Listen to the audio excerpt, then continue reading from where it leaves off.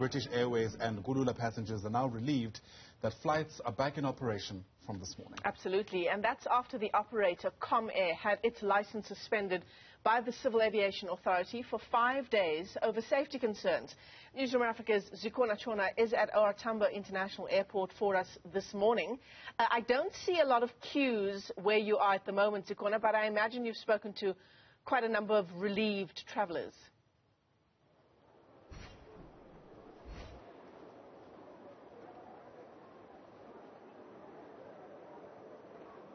Certainly, Michelle, at least 10,000 passengers have been affected by the suspension over the past 5 days. Those who have managed to make their way to the airport to catch their flights this morning are certainly very relieved. A lot of people talking about the costs involved in this, given the tough times that we find ourselves in. People are saying that it's a relief that they don't have to pay more money to make alternative arrangements for them to either go on their holiday, for example, or to go and visit loved ones. It's not going as smoothly as it seems behind me, though. We just spoke to a family a short while ago. They was wanting to travel to Durban this morning. They're saying that they did not receive communication from Kulula, from Comair, that flights will be resuming this morning. They were supposed to fly out at around 7 o'clock this morning. They only saw in the news that flights had resumed. So when they arrived here, their flight had already left. Now, they had made plans traveling from Limpopo to visit family in Johannesburg, in Benoni, so that they could be closer to the airport for their travels, but that did not happen this morning. So now they have to wait at this airport for 5 hours for them to be able to catch the next flight to Durban with Kulula. But other passengers, certainly very relieved. We spoke to a gentleman who has his brother visiting from the UK and their family in Cape Town. So they're very happy to be able to travel out there so that his brother can enjoy other parts of the country. Zikhona, whose responsibility would that have been? Notifying passengers or ensuring that passengers know that the suspension has been lifted and that flights would resume from this morning. Surely that responsibility would have been with the carrier, with Comair.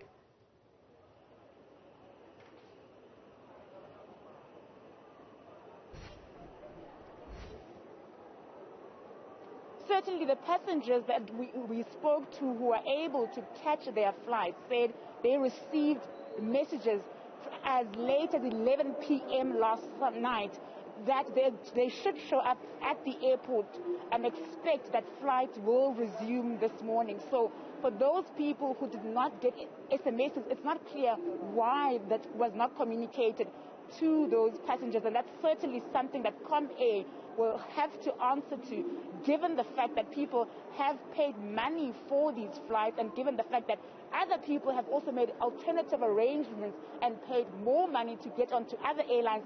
And we saw the panic over the past 5 days, how the flight prices just went up the ceiling, through the ceiling rather. So it's really created a lot of panic, and we're hoping that with other passengers that are expected or should be traveling today, that communication has reached them so that they can be able to make their way to the airport in time for them to catch their flights. Yeah, absolutely. Certainly the saga, Zikhona, is far from over, given what you've just described around people booking other flights because they had no idea when the suspension would be lifted for Comair. What now happens? Do I get a voucher for the flight that I had originally booked with Kulula or British Airways? So that situation certainly is going to unfold over the coming days for people booking with other airlines.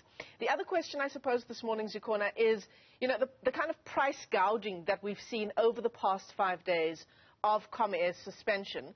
One wonders whether the prices have now gone back to normal sort of terrain. We saw prices in the region of up to 4 times the normal prices. Have SAF Air, for one, now brought their prices back down to earth?